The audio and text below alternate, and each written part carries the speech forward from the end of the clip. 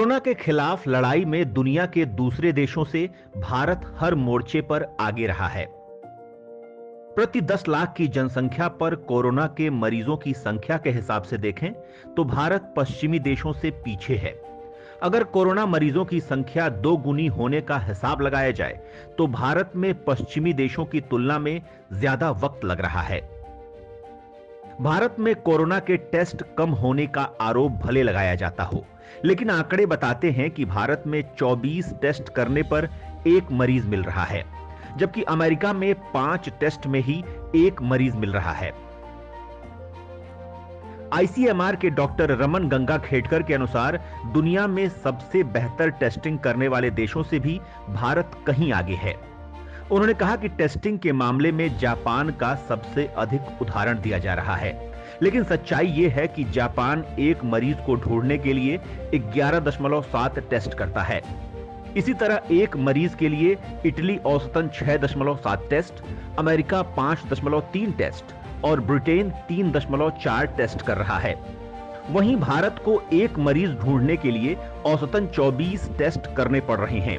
इस तरह प्रति मरीजों की संख्या के हिसाब से भारत दुनिया के दूसरे देशों की तुलना में कई गुना अधिक टेस्ट कर रहा है। डॉक्टर गंगाखेडकर ने कहा कि इसके अलावा हम कोरोना से अछूते इलाकों में भी सर्दी, खांसी, जुकाम और सांस से संबंधित बीमारियों से ग्रसित लोगों का कोरोना टेस्ट कर रहे हैं।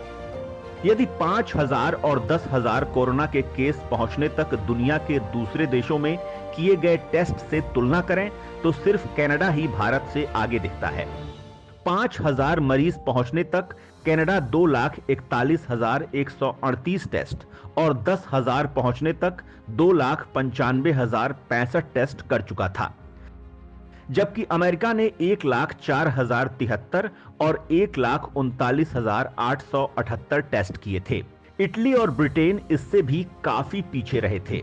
वहीं भारत ने इसके लिए 1,14,015 और 2,17,554 टेस्ट कर चुके थे।